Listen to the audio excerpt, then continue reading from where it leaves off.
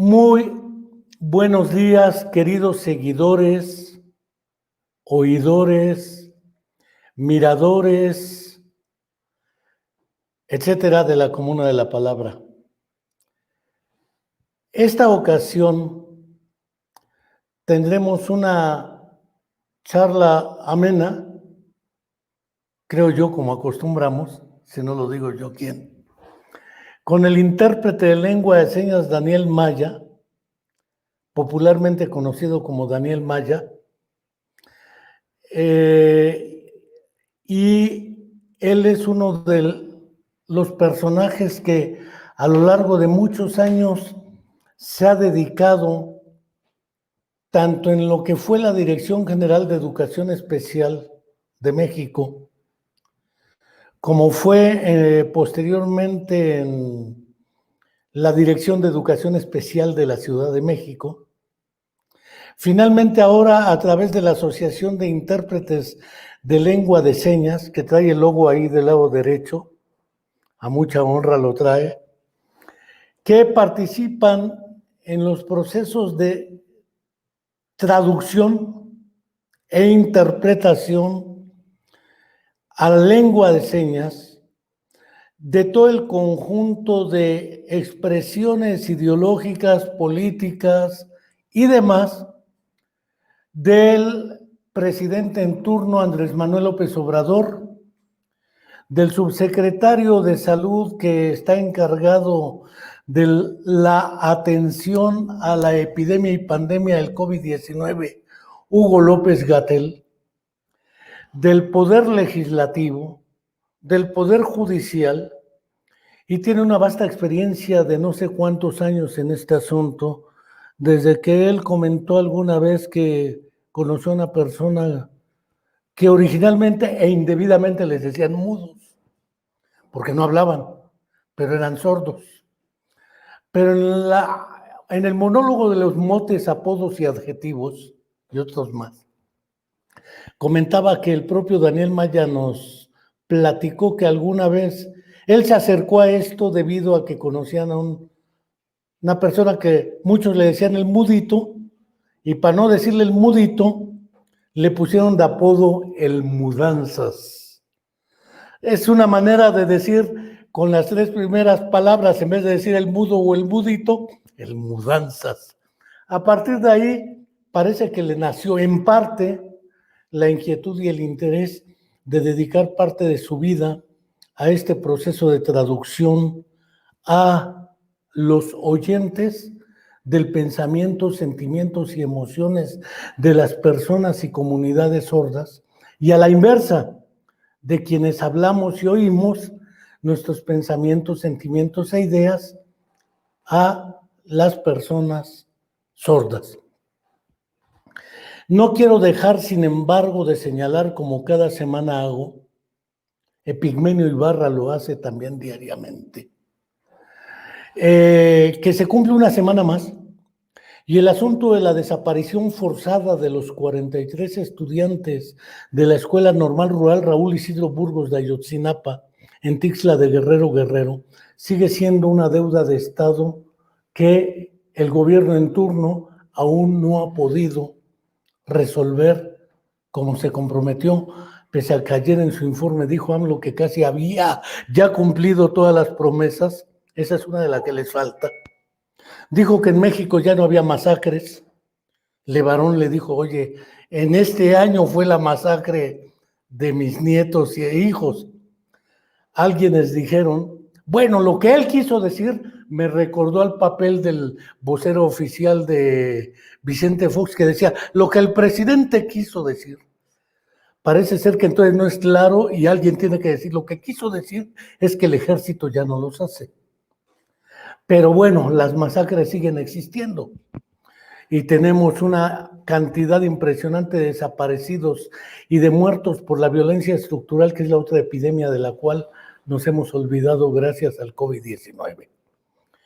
Esa epidemia de los desaparecidos que nos tiene todavía con la esperanza de que viva la llevaron, viva la queremos. Nuestra estudiante de la Facultad de Psicología, desde que con Daniel Maya impulsábamos y su equipo un diplomado en la Universidad Autónoma del Estado de Morelos. Esta niña, alumna nuestra, ya había sido desaparecida, vaya eufemismo, en contra de su voluntad, y ya se cumplen 8 años y aún no aparece y el gobierno no da una respuesta satisfactoria. Son más de 90,000 desaparecidos, en consecuencia, una cantidad similar de familias que luchan por recuperar lo que puedan recuperar, porque no pueden aceptar que ya están muertos si no tienen la evidencia. Y seguimos esperando que se resuelva este asunto. Por ello le mando un saludo a Angélica, la mamá de Viridiana Naid. Desde esta trinchera cada semana le enviamos un saludo. Y ahora sí, entrando en materia con el buen Daniel Maya. Hubo una serie de noticias que se hicieron boom, hasta por Katia de Artigues y otro grupo de personas que han cuestionado, si no la legitimidad, sí la certidumbre de que los intérpretes de lengua de señas no le están haciendo como le hicieron en el homenaje a Nelson Mandela, que pusieron a un intérprete que quién sabe qué interpretaba y qué decía. En todo el mundo fue la comedilla, ese pseudointérprete que no pudo hacer la tarea y el gobierno de Sudáfrica mentirosamente dijo que había un intérprete de lengua de señas. Algo similar pasó en Baja California, que la chica o chica que interpretó en realidad no interpretó, quién sabe qué hizo. Y eso implica un problema ético y de legitimidad para los intérpretes.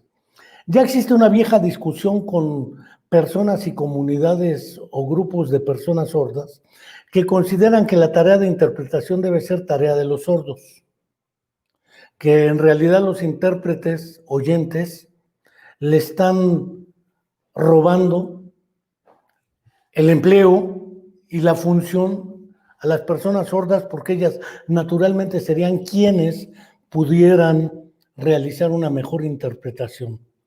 Sin embargo, ya decía Humberto Eco en un trabajo sobre la interpretación que la definición más consolatoria de traducción es decir en otra lengua casi lo mismo que se dijo en la primera lengua. El problema es el casi lo mismo, porque lo hemos visto en inclusión de personas sordas a educación media superior y superior. La categoría de átomo, neutrón, protón, la categoría de nucleolo, vacuola digestiva, a la hora de traducir conceptos que en la vida cotidiana de las personas con sordera no se han utilizado, yo no sé cómo le hacen. Y traducir los dichos de me canso, ganso, los fifís, etcétera, cuando no existía en lengua de señas esos conceptos, tal vez en Tabasco, tabasquismos que utilicen ahora como modismos, aparte de los propios de Andrés Manuel López Obrador. El concepto de ventilador, respirador, el concepto de virus, el concepto de coronavirus, coronavirus 19 diferente al otro coronavirus, neumonías típicas, atípicas, todo ese tipo, a la hora de ir traduciendo esto o interpretando para que otros lo entiendan, ¿cómo le hacen? ¿Cómo inventan? Yo recuerdo que Eric, un colega sordo que tú conoces mejor que yo y él a ti también, sacó un videíto diciendo me canso ganso en lengua de señas. Tú me dijiste cómo se decía licenciado, aquel del inventor de lo que fue la convención y la promovió. Un excomunista muy importante, me enseñaste la seña con la cual se podría decir, inventamos mi seña, etcétera. ¿Cómo le hacen? ¿Qué certeza tienen las personas con sordera que lo que ustedes hacen sí les está informando lo que hace el gobierno? Porque de alguna manera unos no creen que exista el virus, otros sí creen, otros creen que es manipulación, otros dicen que se vaya Hugo López-Gatell con todo intérpretes, etcétera. Empecemos por ahí como quieras y vamos, cierro mi boquita y adelante caminante. Gracias. Bueno, primero agradecerte la invitación. Me da mucho gusto volver a compartir un espacio contigo después de aquel proyecto en la universidad allá en Morelos y de habernos encontrado en la Dirección de Educación Especial. Muchas gracias, después de tantos años estar otra vez aquí. Pues mira, estás tocando muchísimos aspectos, muchísimos puntos muy interesantes con relación a la interpretación y a la traducción. Ciertamente, transmitir el mensaje de una lengua a otra lengua es un mensaje, es una tarea compleja. No es tan sencillo como ser una persona bilingüe, simplemente saber dos idiomas y dedicarse a la interpretación y la traducción. No es tan fácil, no es tan sencillo. El intérprete o la persona que se dedica a la interpretación o a la traducción tiene que ser una persona que haya estudiado interpretación o traducción. Lamentablemente en México y en muchos países de Latinoamérica e inclusive en el mundo, todavía no hay una formación específica sobre lo que es la profesión del intérprete o del traductor. Y por eso lo que pasó con Nelson Mandela, lo que pasó en Baja California, lo que pasa en muchas partes, inclusive en muchas televisoras donde las personas que se presentan como intérprete tienen quizás la buena intención, pero no tienen la buena preparación o la buena formación. Y ahorita la legislación mexicana nos dice que el acceso a la información es un derecho de todas las personas sordas, por lo tanto no se tiene que quedar en la buena intención, sino que tendría que haber una buena preparación. De ahí que hacemos un llamado a las universidades, como en tu caso cuando estabas teniendo una responsabilidad en la universidad, de impulsar programas de formación, de certificación de intérpretes y traductores para que puedan no solamente tener el conocimiento de la lengua, sino el conocimiento de lo que es la interpretación y la traducción. Son procesos muy complejos, pero que sí se pueden salvar. Todas las expresiones que me estabas diciendo, porque toda lengua es traducible a otra lengua.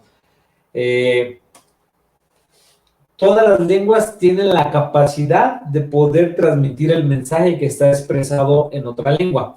¿Qué es lo que tiene que hacer el intérprete? Prepararse y prepararse y prepararse. Algo muy interesante, quizás alguien pueda pensar que el intérprete, para poder dedicarse a la interpretación en lengua de señas, tiene que aprender bien la lengua de señas. Y sí, pero antes de aprender bien la lengua de señas, tiene que aprender bien el español.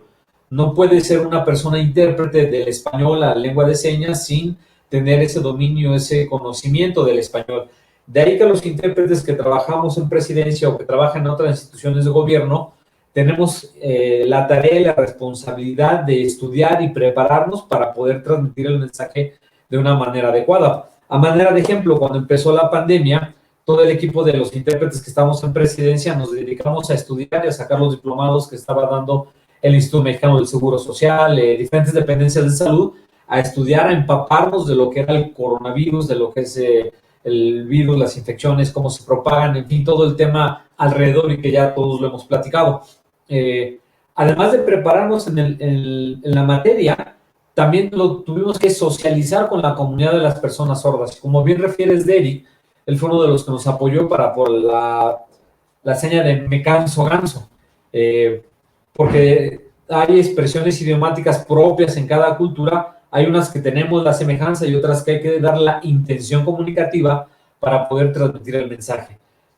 Ha sido un trabajo que hemos tenido que hacer muy de cerca con la comunidad de los sordos para poder asegurarnos de que estamos transmitiendo el mensaje de una manera adecuada, ¿no? Que les esté llegando, más por cumplir con ese derecho que tienen los sordos de acceso a la información. Es curioso lo que planteas, Daniel, porque partes de un elemento que es crucial en los argumentos que se han dado. No existe un programa educativo en el ámbito de la educación superior, por lo menos en México, ya no hablemos Centroamérica, Sudamérica, con nivel de licenciatura, que forme intérpretes de lengua de señas, para el caso de México, llamémosle lengua mexicana, lengua de señas mexicana, que tengo ahí todavía mis resquemores porque un tarasco y un mixteco, quién sabe, más se parecen los mayas de Guatemala a los mayas de Yucatán y de Chiapas, que los mayas de Yucatán y de Chiapas a los tarahumaras de Chihuahua. y ambos son mexicanos. El problema de la mexicanidad y todo eso de la lengua es un problemón al cual creo que de momento no le entraríamos si sí hay tal lengua o no hay tal lengua, porque es inútil en este momento. Fuera de mis supuestos ideológicos o teóricos, no tengo duda que hoy es un derecho de las comunidades de personas sordas y sus familiares a la interpretación. Es decir, al acceso a la información en su lengua natural. Ya después nos echamos el otro tiro si la lengua natural, si la articulación en la lengua de señas, cosas de ese corte que tienen que ver para otros ámbitos y niveles de interpretación. Aquí lo que interesa es que no hay quien los forme. Hubo programas de certificación en Conocer, la Comisión Nacional de Certificación, para que quienes interpretaban en los sistemas de educación básica, como maestros, no como intérpretes, eran maestros de primaria que aprendían lenguas de señas. Y que yo recuerdo cuando hasta Tere y varios andaban con el asunto de la comunicación total, todo se vale. Ahí estábamos en educación especial. Después de la filosofía de la comunicación total, ya vino que si sí, que si no, lengua de señas, los Paz Berruecos y el IMAL con la idea de la oralización, que si oralización. Ese pleito creo que está por fuera ahorita.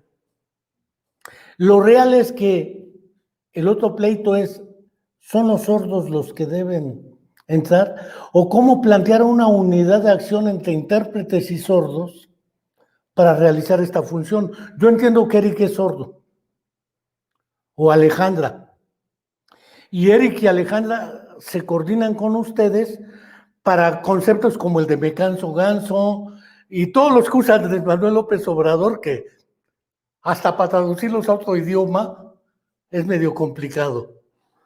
El problema es a la hora de que ustedes trabajan, se ha observado que algunos traducen o interpretan de una manera y otros de otra manera, siendo el mismo equipo. Debo creer que esto es natural en la función de intérprete. No hay quien los forme. No hay ninguna universidad hasta ahora en México que imparta la licenciatura o maestría. Sí hay diplomados, pero nada más. Y programas de certificación como en Santa Catarina, Nuevo León, en la Universidad Tecnológica de Santa Catarina o en Querétaro, en Santa Rosa. ¿Sí?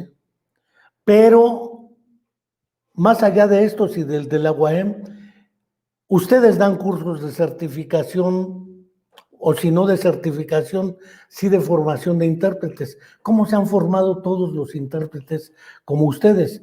Porque algunos son familiares de sordos, entonces se han hecho a la Viva México intérpretes. Otros no, son sordos y no tienen de otra. Puedo pensar en Lobnitz, ¿sí? Que es de familia, pero él no, y hacen teatro.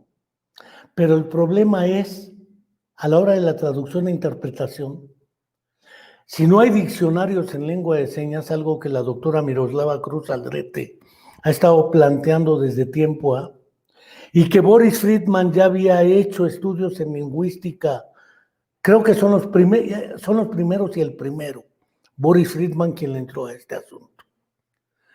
Y tal vez tocó antes en Gallaudet. Pero acá, ¿qué opciones tienen las nuevas generaciones de jóvenes? Porque si no, todo el pastel se lo quedan ustedes. Y se vuelve un pleito de otra naturaleza. ¿Quién tiene el pastel y si reparten o no pues, fragmentos del pastel? Pero uno se va haciendo viejo y las generaciones nuevas van llegando. ¿Cómo formar a esas nuevas generaciones en esto? Tan. Ok, mira, varios aspectos que tocas muy interesantes. De los primeros lingüistas, y rápidamente hacer la mención y agradecimiento y reconocimiento a Donna Jackson, que fue la primera lingüista que en México dijo en lengua de señas. Está en Querétaro. Sí, actualmente está en Querétaro y recordarás que ella en la Dirección de Educación Especial, no sé si te acuerdas de aquel libro de Mis Primeras Señas 1 y Mis Primeras Señas 2, allá de 1982, 85 o más atrás, Ella fue la primera lingüista que dijo la lengua de señas mexicana es una lengua tan completa como cualquier lengua oral. Y de ahí vinieron bastantes, viene Boris Friedman, Teresa Calvo, Antonia Jaguaré, Miroslava, ya hay bastantes que ahorita están investigando la lengua de señas. Ciertamente no tenemos un diccionario todavía. Hay algunos intentos de diccionarios, pero más que diccionarios sería recopilación de señas para poderlas documentar en la historia de que están presentes las señas en la lengua de señas mexicana.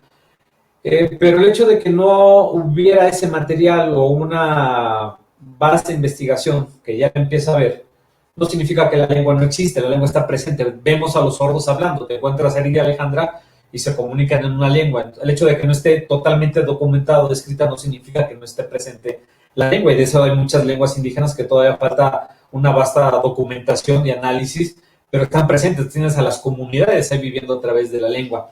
¿Quién tiene el derecho a interpretar? Que es una pregunta muy interesante.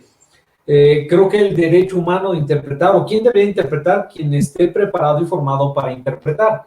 Puede ser una persona sorda, puede ser una persona oyente, pero que esté cursando, que haya cursado la formación. Hay algo que me gustaría resaltar, ese respeto, ese valor que tienen los sordos de su lengua y ese respeto que podríamos tenerle. A ver si lo puedo ilustrar. Las comunidades originarias tienen su traje típico y son muy celosas de su traje típico. Los colores, la forma en cómo se visten, cómo lo utilizan, no la puedes cambiar, no la puedes alterar porque es algo tradicional de respeto de cultura.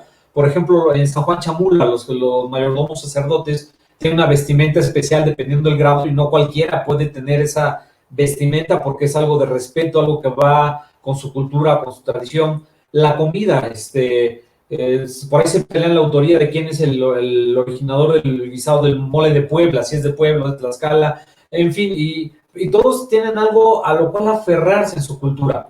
La comunidad de sordos no tiene una vestimenta tradicional, no tiene un platillo típico, lo que tienen ellos es la lengua y esa está en sus manos. Entonces, cuando una persona empieza a aprender lengua de señas, ven ese pequeño recelo, ¿cuál es tu interés de pertenecer a esta cultura, de entrar a esta comunidad? Y es por eso que hay cierto recelo.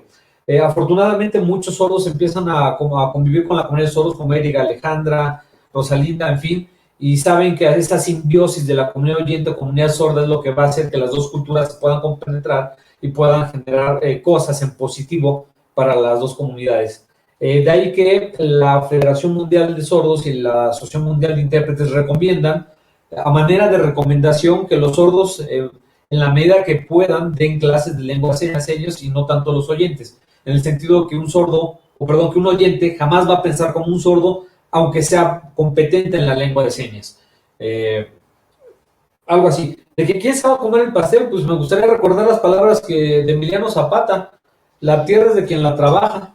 Y si la Asociación de Intérpretes ha hecho labor desde, tú nos conoces, más de 20 años que hemos estado trabajando, hacemos labor, formación, capacitación, etcétera. ¿Dónde nos formamos?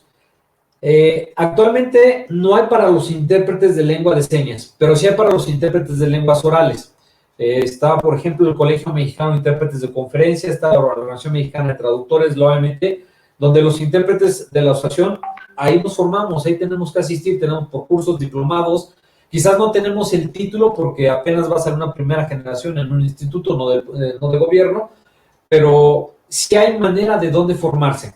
La única diferencia de los intérpretes de lenguas orales con los intérpretes de lengua de señas es el idioma. Ellos una lengua oral, nosotros una lengua de señas, pero el proceso traductológico, la ética, la manera como nos tenemos que preparar, la responsabilidad que tenemos al estar interpretando, ya sea en acompañante o en plataforma, en medios masivos, es exactamente la misma. Entonces, afortunadamente, ahorita sí ya hay lugar donde nos podemos formar.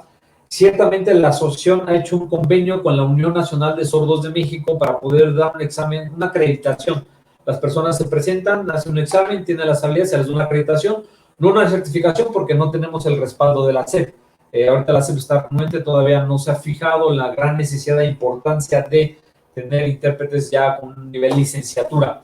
Pero estamos tocando puertas, esperamos que pronto pueda dar la sorpresa y decir, está la carrera de interpretación en lengua de señas.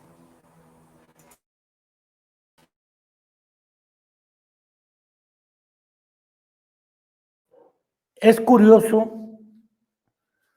que al iniciar esta intervención tuya, esta última, señalas que la lengua está en las manos. Miroslava Cruz Aldrete ha publicado un libro con varios capítulos que se llama algo así como Las manos hablan, ¿sí? Manos a la obra. Recuerdo muy bien el trabajo del neuropsicólogo británico radicado en Estados Unidos, no ha mucho fallecido, Oliver W. Sacks, que publicó un libro que se llama Veo Voces. Y parece ser que entonces la lengua no solo está en las manos, también está en los ojos. El problema de la relación ojo-mano es algo que Jean Piaget en su momento planteó en la explicación del desarrollo infantil en la coordinación ojo y mano, que muchos vieron para las conductas de aprehensión. Es decir, primero ubico con el ojo dónde queda el objeto y luego organizo el acto motor para hacerlo. Algunos creen que basta con usar las manos y hacer unas supuestas señas, y ya desde André Leroy Gourhan y otros se planteó, Jean Chateau, el gesto, la cara. Esto alguna vez lo platiqué con Boris Friedman, el gesto, la actitud y la postura en el acto de comunicar, porque la diferencia entre un imperativo y un interrogativo no solo está en el timbre y tono de voz, en el caso de nosotros los hablantes. Está también en el gesto. No es lo mismo cómo estás al cómo estás. Es decir, yo he visto que algunos intérpretes de ustedes hacen más gestos que otros. Y además que en los medios electrónicos les mandan el cuadrito más chiquito y a veces la imagen queda encima del cuadrito. Y es un relajo entre... Ese es otro pleito de otro orden. El cuadrito para el intérprete y cómo va vestido el intérprete, porque si además tiene que ir con cubrebocas, ya me imagino cómo le va a hacer para interpretar. Aunque Hugo López-Gatell se ha echado unos pleitos por si es forzoso el cubrebocas. Pero plantea esta cuestión del cubrebocas, el gesto, la seña, ¿cómo estás? Sí, bueno, pasarla bien, porque si no me vas a reprobar. Pero no cabe duda que la cara y todo el cuerpo están participando, porque además el sordo no oye, ve voces. Y viene otro problema a la hora de la interpretación. El trabajo clínico y psicológico. ¿Cómo hacer una entrevista con un sordo? ¿Cómo hacer un peritaje judicial con un sordo para decirle que lo están denunciando por la razón que sea? Él seguramente va a decir no entiendo, aunque sí entienda, eso es otra historia. Pero no cabe duda que la estructura del pensamiento, el delirio, la alucinación, en vez de ver voces, ven manos que les hacen señas, algunos pacientes sordos. Esta idea de la interpretación es legítima en todos los ámbitos. Hablaba ahorita del judicial o el peritaje, el ámbito de la clínica, una chica embarazada, cómo la entrevista el médico, el papel del intérprete en los servicios de salud, no nada más en los políticos. Cómo ir llenando esos espacios. Ciertamente lo que dices es muy cierto. Cuando decía la expresión de que estaba en sus manos era metafórico porque sí, en la especificidad del mensaje está en el gesto. Podríamos hablar un 80-85% de la especificidad del mensaje está en el rostro, en el gesto, en la mirada intencional. Deja poner un ejemplo muy sencillo en cuanto a la mirada. ¿Cómo la mirada? Vamos a pensar que está una persona, un cazador, ve un ave, le dispara. Simplemente con el hecho de seguirlo, estoy transmitiendo que ya se murió, o que le atinó, o que le dio y está muerto. Entonces, la intencionalidad del mensaje, la especificidad del mensaje está en el rostro. Y de esto que tiene un estudio muy amplio de Boris Friedman, ya has platicado y discutido con él en términos académicos, lo conoces bastante bien. Él es el que tiene una explicación muy completa de lo que es el gesto en cuanto a la importancia en la lengua de señas. Sí, vas a ver que muchos intérpretes, algunos son más expresivos, menos expresivos, pero eso es parte del comportamiento humano. Vas a encontrar a 12 profesores, dos conferencistas que van a dar el mismo tema, quizás van a tener los mismos argumentos, quizás van a tener el mismo aporte a la ciencia o a la academia, pero cada uno va a tener su pronunciación, su tono de voz para poder transmitir el mensaje. Y esto lo vamos a ver con las personas sordas. Quizás algo muy interesante que está en investigación es cómo los hijos de padres sordos, quizás su gesto es más fino que el de los hijos de padres oyentes que se dedican a la interpretación, porque toda su vida han refinado ese gesto que quizás no es tan expresivo, pero sí muy fino, porque toda su vida lo han hecho. Como cuando estás aprendiendo un idioma, tú te esfuerzas por hablar bien el francés, a diferencia de que la persona que nació en Francia no se esfuerza tanto porque toda su vida ha hablado el idioma. Y esto es bien interesante también cómo procesan ahí el pensamiento. Quizás a ti te interesaría leer algunos estudios, dónde está el lenguaje en el caso de las personas, hijos de padres sordos y los dos en el lado izquierdo. En fin, Antoine Hawaiian tiene una investigación muy interesante de ello. Las interpretaciones, cuando son en los juzgados, en las cuestiones clínicas, nosotros sugerimos que al menos en juzgado nos acompañe una persona sorda. Porque independientemente, aunque yo pueda saber bien la lengua de señas, ese rasgo fino, ese rasgo, ese detalle en el gesto, detalle en la expresión, lo va a poder asimilar mejor un sordo. Me hago acompañar de Alejandra, ya entre los dos podemos rescatar el mensaje. Cuando vemos que tiene alguna otra situación, quizás te estaremos llamando a ti, que tú eres el experto en el pensamiento, para ver, te diríamos, mira, estamos percibiendo esto, tú como especialista, ¿qué nos podrías aportar? Pero sí es algo complejo, y a donde voy, que el ser intérprete no nada más es mover las manos o hacer muchos gestos. Se necesita una formación académica bastante complicada, un trabajo en equipo, es complejo, es complejo. Prácticamente en la historia de estudio de la evolución del lenguaje y la comunicación, porque vale la pena diferenciar por lo menos tres categorías: la categoría comunicación, la categoría lenguaje y la categoría acto de habla. No es lo mismo hablar que comunicar, que disponer de un lenguaje o un sistema psicolingüístico, valga el término de Chomsky, o neurolingüístico, valga el término de Luria, Ascuaga y otros. Quizá valga la pena aquí apuntar dos reflexiones. A partir de la experiencia de ustedes en la interpretación del subsecretario Hugo López-Gatell y del doctor José Luis Alomía y Schwartz y toda la camada, psiquiatras, hematólogos que ha llevado Hugo López-Gatell, ¿qué han encontrado entre las comunidades? Aunque tú dices la comunidad sorda, no sé por qué yo utilizo el plural, tal vez porque sí lo sé, dudo de que haya una sola comunidad sorda, aunque sé que ustedes hablan de la comunidad sorda, pero si han encontrado algo entre las comunidades de personas con sordera familiares. ¿Cómo interpretan de manera distinta, como los oyentes, los mismos hechos?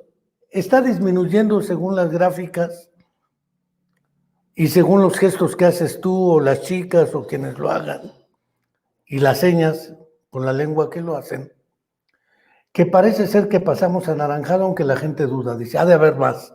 ¿Quién sabe qué hace el gobierno? Aparte de la falta de credibilidad en los políticos y en los gobiernos, que es ancestral, ¿qué han encontrado ustedes de cómo interpretan estas cosas las personas sordas? Además, en diferentes niveles de edad, porque la categoría de representación y la categoría de expresión no son la misma.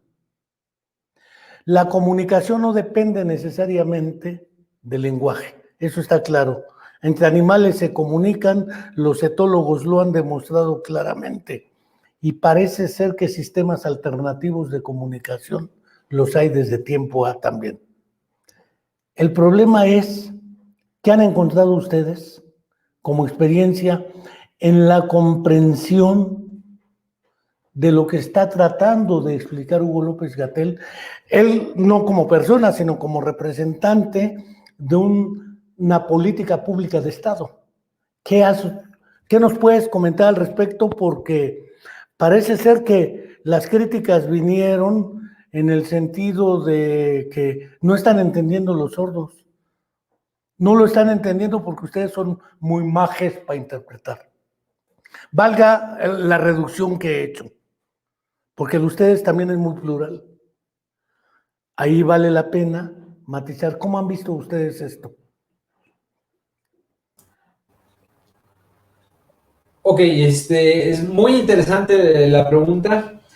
Y creemos que al menos el equipo de presidencia está haciendo su trabajo en cuanto a la interpretación me refiero. Porque muchos de los sordos preguntan, oye, ¿por qué dijeron esto? ¿Por qué dijeron A, B, C, D? No creo que ya estemos en la etapa naranja porque yo conozco un familiar, un primo y se están enfermando todavía. Ok, a mí lo que me da gusto es que empecemos ese diálogo porque entonces sí me entendieron. Entiendo el mensaje. Si no me hubiera entendido el mensaje, si se estuviera interpretando, no existiría ese diálogo, no hubiera una razón de dialogar. Entonces, el mensaje les está llegando, sí. Habrá algunos intérpretes en otros espacios, en otros lugares que quizás les hace falta habilidades, pero digamos que la comunidad de sordos está recibiendo tanto información que puede ser verdadera, tanto información que puede ser falsa, y sobre ello se está dialogando y si hay una comunidad, un diálogo entre la comunidad muy interesante. De repente a las, no sé, 2, 3 de la mañana llegan mensajes, mucho del norte de la República, de Baja California, de Cali, al hacerme preguntas sobre lo que se interpretó, porque les causó angustia de que algunos estados ya están en amarillo, porque mi estado todavía no. En fin, sí hay cierta preocupación y están prestando atención a los mensajes que están saliendo, independientemente si son de gobierno o no son de gobierno. La comunidad sí está ahorita involucrada. Es una buena etapa, fíjate que el COVID ha traído eso, que ha habido un boom de información para la comunidad de las personas sordas. Entre intérpretes con habilidades e intérpretes sin habilidades ha habido un boom y creo que eso es bueno, empieza a despertar más el interés. Ahora falta poder educar mejor a los intérpretes que afinen sus habilidades de interpretación, pero es una comunidad muy activa, está muy al tanto de lo que está pasando con lo de la pandemia y con lo de la economía. Has enunciado otra categoría que en tratándose del autismo ha sido crucial. Las personas con autismo, hablen o no hablen, parece ser que para algunos la alternativa es darles terapia del lenguaje, que es prácticamente una terapia fisioterapéutica. Tú utilizaste la categoría intención comunicativa. Cuando Andrés Manuel responde de una manera a la pregunta mal o bien intencionada, porque él no tiene el estilo ecuánime de Hugo López-Gatell. Muchas gracias por mentarme la madre. Le voy a volver a contestar, aunque esto ya lo dije 280,000 veces, se lo vuelvo a repetir con bolitas y manzanitas y palitos. Y ahí tienes a Hugo López-Gatell dando las gracias a todos. Una pregunta muy importante, se la han hecho 700 veces, pero muy importante para aclarar. Y contesta con una calma al malevo y da cachetadas con guante blanco. A veces se enoja, pero sabe aguantar los corajes por ahí. El problema de la retraducción, reinterpretación, lleva doble intención el mensaje de Hugo López-Gatell y no se diga los de Andrés Manuel. ¿De qué periódico es? La pura pregunta. ¿De Reforma? Pues claro, era de esperarse. ¿Sí me explico? Es decir, esa serie de matices extralingüísticos que utiliza el hablante, y más Andrés Manuel porque tiene un buen estilo, aunque hable despacito, aunque sea parsimonioso para hablar. En realidad todos sus modismos, gestos, posturas, a veces las miradas que les manda a los gobernadores de Conago, que son unas miradas de que los quiere golpear ahí, no lo puede hacer, evidentemente. Todo eso también lo toman ustedes en cuenta a la hora de la interpretación, porque obviamente el intérprete, y una vez lo dijiste en el diplomado, está obligado a decir lo que intentó decir el otro, aunque no estés de acuerdo. Tú a lo mejor por dentro estás pensando, hijo, ese Hugo López-Gatell es un tramposo, pero por fuera estás diciendo lo que él trata de decir con esos matices extralingüísticos. ¿Cómo le hacen para traducir ese tipo de matices extralingüísticos si no lo hacen sirviéndose de la intención comunicativa? Porque más allá de la intención, el doble sentido no existe. El problema del doble sentido es la intención. Y en autismo es que el autista no es que no pueda hablar, es que no tiene la intención de decir nada. ¿Cómo le va a decir algo a un mueble o a algo que no existe? Pues no hay razón para hablar. Pero aquí hay razones, hay mensajes y hay metamensajes, valga la expresión. ¿Cómo se las arreglan con los metamensajes?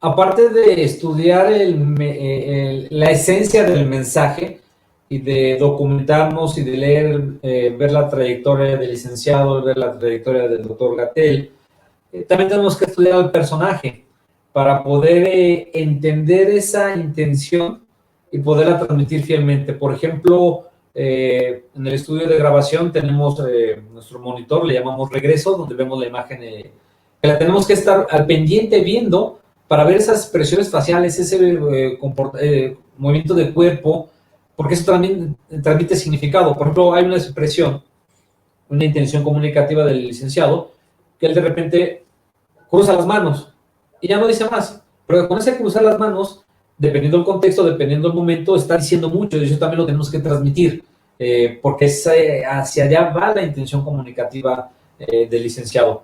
También la voz serena y calmada del doctor Gatell también la tenemos que transmitir. A veces cuando está un poquito presionado y sube el nivel de voz, inmediatamente él mismo se da cuenta y empieza su tono más calmado, más ecuánime, y eso también se tiene que transmitir. Entonces, no solamente es estudiar el mensaje como tal, el discurso, sino estudiar a la persona. Y para eso también hay técnicas. Recordarás en el diplomado cuando poníamos los ejercicios a cualquiera de los estudiantes o aspirantes de interpretación que tenían que dar una disertación contraria a sus creencias o a su convicción personal, etcétera, ¿no? Y es parte de lo que hacen todos los intérpretes lenguas orales, lenguas de señas, cumplir con esa ética y expresar el mensaje con la misma intensidad como si fuera uno. Ahorita utilizaste un término que me gusta, sobre todo porque yo lo conocí cuando era muy joven, muy estudiante, cuando éramos muy jóvenes, cuando era estudiante en los 70s, en el CCH Sur, antes de que entraran Martí Batres, Claudia Sheinbaum, Imanol Ordorica, Carlos Imas, toda esa generación CCHera del Sur, ahí nos conocimos. Un libro de un director de teatro, Konstantin Stanislavski, que se llama La construcción del personaje para teatro. ¿Cómo construyes el personaje de Molière Tartufo, por ejemplo? O el mercader de Venecia. ¿Cómo construyes el personaje? Ahora bien, ustedes no están en teatro, no están actuando, sin embargo, los fundamentos del teatro son la postura, el gesto y la actitud, según Kostia Stanislavski. Eso ya los teatreros lo verán. Ustedes como intérpretes en la intención comunicativa, ¿sí? Naturalmente tienen que valerse de ello. En el caso de la interpretación, conferencias simultáneas ya es otro asunto, que quiero creer. Traducir una conferencia a un físico, un historiador, qué sé yo, que si José María, que si Vicente Guerrero fue el que hizo el Sentimientos de la Nación y en realidad fue José María Morelos y Pavón, aunque se haya equivocado el presidente, por la razón que fuere. Ustedes dicen que Vicente Guerrero escribió Los Sentimientos de la Nación, aunque tú sepas que no es cierto, porque tú sabes que fue don José María Morelos y Pavón. Pero si lo dijo el presidente, tú no haces corrección a la hora de interpretar o traducir. No la deben hacer ustedes.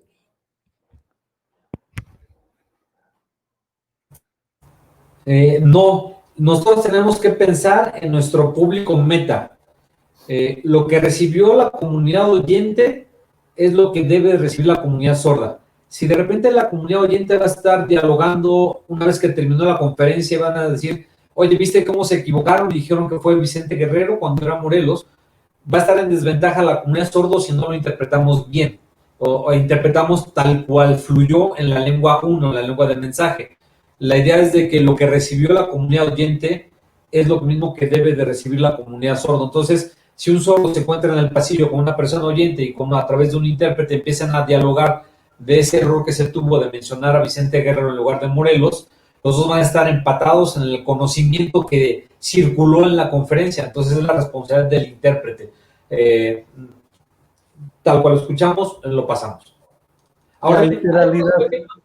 a pequeños detalles, por ejemplo, el intérprete siempre va atrás del orador, va 4 o 5 segundos atrás del orador.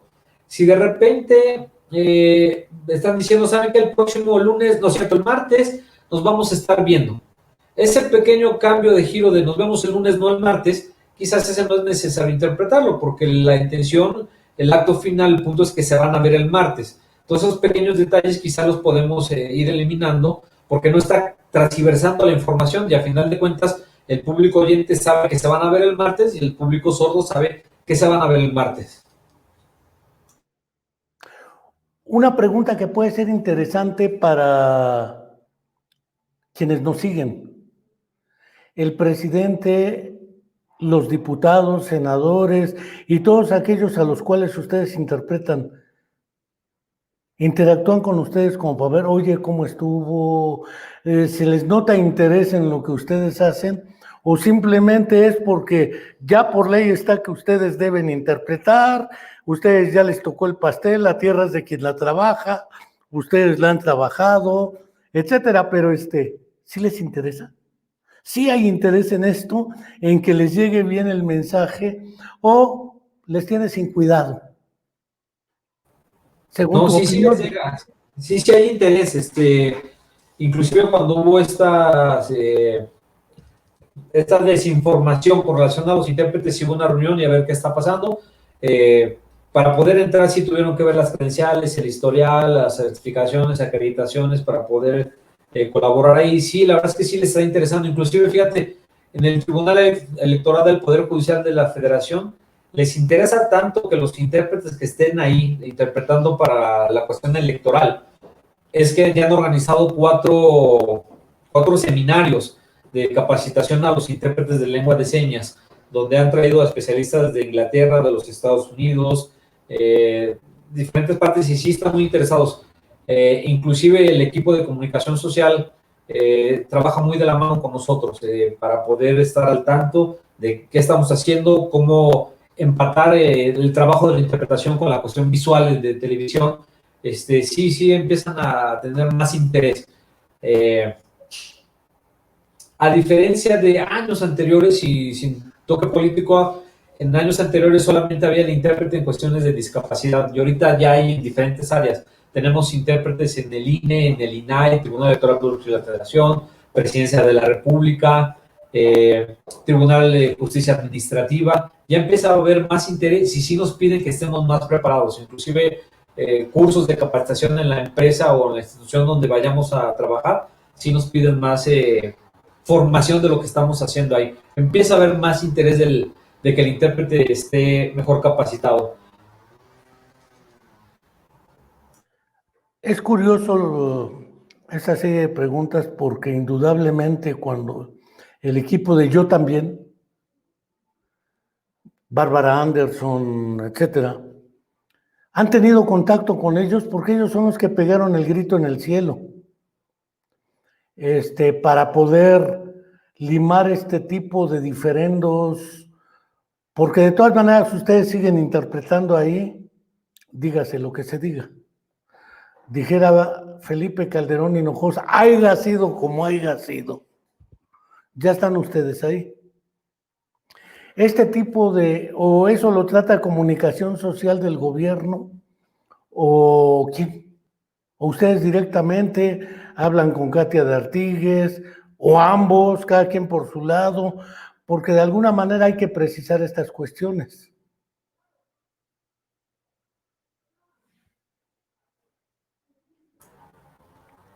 Ok, en esta ocasión cuando salió el señalamiento contra las intérpretes de Baja California, el equipo de presidencia ciertamente no tuvo interacción con la mamá del muchacho, solo que se quejó, porque era una queja válida. Así como al gobierno de Sudáfrica y en el funeral de Mandela, bien lo referías, se les coló un intérprete. Aquí en esta ocasión, en el estado se les coló algún intérprete que el intérprete debió haber asumido que no tenía la competencia. Entonces el reclamo de la mamá era totalmente válido. Inclusive nosotros decimos, qué bueno que se quejó, qué bueno que hubo ese señalamiento para que las diferentes instituciones, no solamente de Presidencia de la República, sino todas las instituciones, prestaran más atención a sus intérpretes de lengua de señas. Y sí, en el equipo de Presidencia estamos muy constante con la comunidad de sordos, que es donde tenemos que ir calando el mensaje que les esté llegando. Ahorita tenemos un acuerdo con la Unión Nacional de Sordos de México, donde cada semana nos reunimos para ver esos matices importantes en la interpretación y en su servicio. Es muy curioso este asunto porque naturalmente no es una tarea sencilla. Creo que hay un dicharajo italiano que quién sabe cómo se traducirá a señas, pero el traductor es el traidor. O el traductor es un traidor, porque en realidad cuando hablamos de paráfrasis o cuando hablamos de sinonimia o cuando hablamos de intención comunicativa, entra la subjetividad del intérprete. Y acaba diciendo, como decían, es que lo que quiso decir el presidente es que el ejército ya no masacra. Pero él no dijo eso. Él dijo, durante mi gobierno no ha habido masacres. Y le contesta un levarón, pues sí, la de mi familia fue en este gobierno. Dicen, no abuses ni del suceso, porque lo que quiso decir el presidente es, ahí hablamos de intención comunicativa. ¿Hasta dónde se vuelve un cliché, una buena coartada?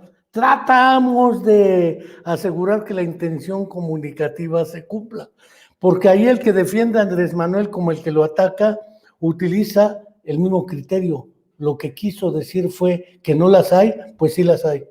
Y le responden, no, lo que quiso decir es que no las hace. Pero aquí el problema no es solo qué quiso decir, es que dijo. ¿Cómo le hacen con eso?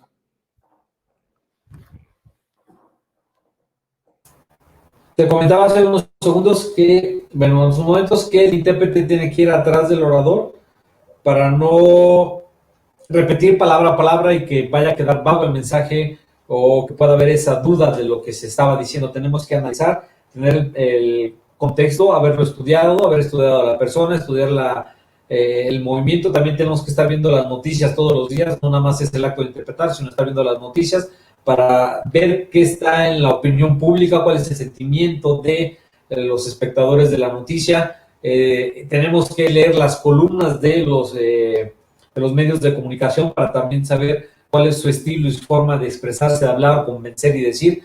Tenemos que empaparnos de todo eso para ir siempre con mucho cuidado en el sentido de ser lo más fieles posibles al mensaje. Siempre esa es nuestra preocupación principal, ser lo más fieles posible al mensaje y mantener esa intención comunicativa. Entonces, es una serie de factores que el intérprete tiene que interiorizar para no salirse de la línea discursiva y poder ir sobre lo que el orador principalmente es lo que quiere resaltar. Eso nos conduce a una exigencia casi inviable. El intérprete de lengua de señas debe ser erudito. Es decir, si va a traducir a un secretario de Economía, a un secretario de Salud, a un presidente, debe saber de economía, salud, política, etcétera, pero además de estar informado y actualizado en todo, debe disponer de muchos recursos técnicos y lingüísticos en la lengua a traducir y en la lengua hacia la que se traduce, ¿sí? Es decir, debe ser bilingüe, literalmente, por lo menos. Y debe ser, porque la traducción es simultánea, es decir, escucha e interpreta. No tiene que ir pensando qué dijo. ¿Esto cómo lo aseguran entre los intérpretes cuando se dice que no tienen ni licenciatura?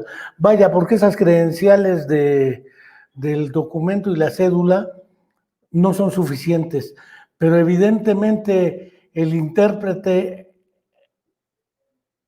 es intérprete o traductor, porque ustedes se llaman Asociación de Intérpretes y Traductores, y aquí el buen Eliseo Guajardo dice que el ILSM es un intérprete, no un traductor o traidor.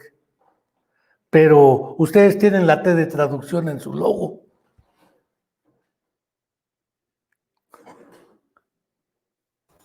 Sí, mira, el intérprete tiene que ver mucha cultura general y creo que es de las profesiones más bonitas y 100% seguro que si le preguntas a un intérprete de lenguas orales, lengua de señas, ¿qué profesión volverían a escoger? Sería otra vez intérprete, porque sí nos permite y debemos de tener un conocimiento de diferentes temas.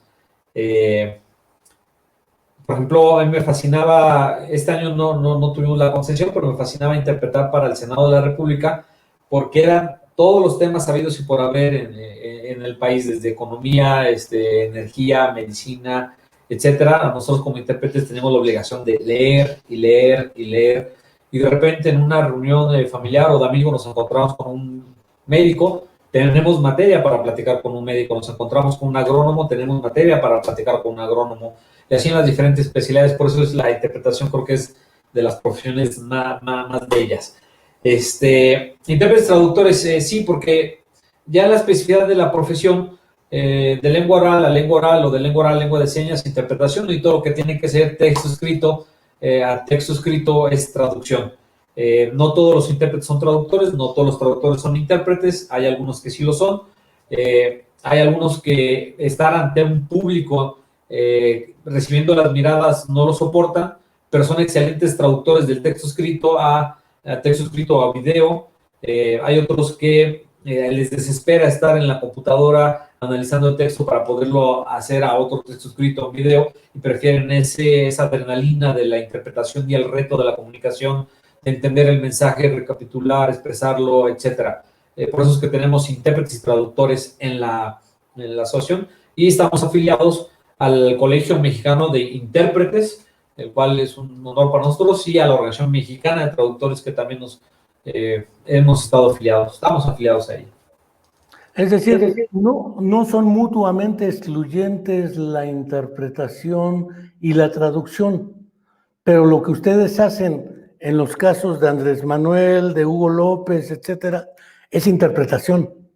Salvo que fuese traducir un texto literalmente, sería traducción.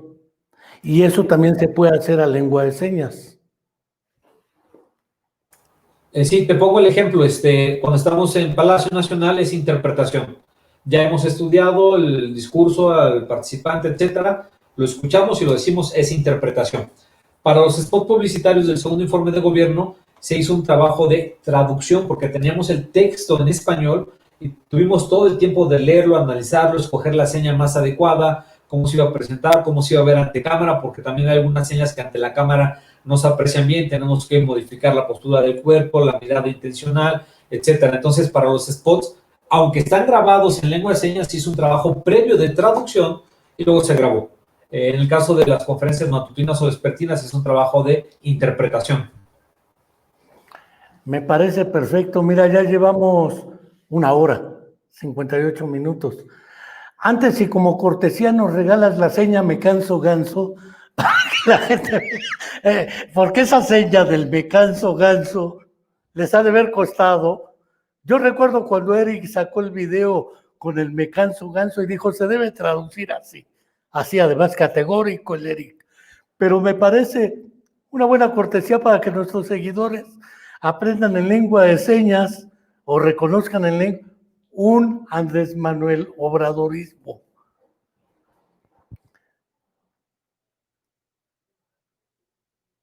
Me canso ganso. Bueno, y no sé si para cerrar esto con broche de presión, aparte de los saludos que te mandan, de Elizabeth Mulato, ¿te acuerdas de ella? Estaba en la Dirección General de Educación Especial. hizo el comentario de signos paralingüísticos cuando hablábamos de los aspectos extralingüísticos, paralingüísticos. Eliseo Guajardo te manda felicitaciones y saludos. Margie Mina Ponce, una alumna que tuvimos en el diplomado, te manda saludos. Y no sé si quieras decir algo más para cerrar esto, Denise Escudero. Da las gracias. Para cerrar esto, quieras enviarnos un mensaje para quienes quieran estudiar y dedicarse a esto, ¿qué podrían hacer y dónde? Que se acerquen a las organizaciones de intérpretes de lenguas orales. Ellos ya tienen mucha experiencia, tienen mucho camino recorrido. Hay muchas agencias de interpretación, asociaciones de intérpretes o a la Asociación Nacional, y más importante aún, que convivan con la comunidad de los sordos. Para poder hacer una buena interpretación hay que asimilar la cultura y no podemos ser intérpretes si no estamos apegados a la comunidad de las personas sordas. Y siguiendo un poquito el lema de la convención, sé que tienes tus opiniones con respecto a la convención, el lema que era nada de nosotros y nosotros, estemos unidos a la comunidad de los sordos, no podemos estar separados. En la invitación es a los intérpretes en la República, busquen a las asociaciones de sordos, reúnanse con las asociaciones de sordos, y a los sordos que le tengan confianza a la comunidad oyente, que no somos enemigos, sino que somos una simbiosis que vamos a seguir conviviendo hasta que antes aparezca otro coronavirus más letal. Esperemos que no seas así, pero bueno, uno nunca sabe cómo venga el panorama. Yo no quiero dejar de agradecer a nuestros seguidores, a quienes siguieron en vivo el programa. Después lo colocamos en nuestro canal de YouTube de la Comuna de la Palabra. Seguimos invitando a suscribirse a nuestro canal de YouTube de la Comuna de la Palabra. No quiero dejar de agradecer tu tiempo. Esta charla amena, que más que una entrevista es un diálogo entre compañeros, amigos, camaradas y más. Y ahí, a ver si después echas el hombro para ver si Hugo López-Gatell acepta una charla, entrevista sobre cómo vamos. No el clásico de preguntarle si el cubrebocas sí o no, o si Susana a distancia, cosas más pasmosas para algunos. Pero muchas gracias, Daniel, y esperemos vernos otra ocasión. Muchas gracias a todos nuestros seguidores y hasta la próxima. Al contrario, gracias a todos. Saludos.